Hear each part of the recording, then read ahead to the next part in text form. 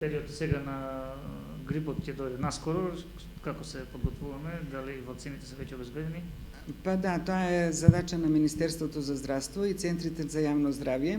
Веќе имаме најава дека ќе бидат бесплатни како лани што беа за пензионерите. Малку ќе се створи гужва затоа што ние сите сакаме во еден ден, меѓутоа имаме искуство со вакцините. Имаме соработка со центрите за јавно здравје. Во Делчево се створи една навика и кога ги плаќа пензионерите и нашите пациенти вакцините, сите си се вакцинираа, така да можам да кажам дека последните 10 години не сме имале некоја голема епидемија со грип и не сме имале многу проблеми, меѓутоа они веќе се интересираат и се запишуваат да не останат без вакцини и тоа е добро.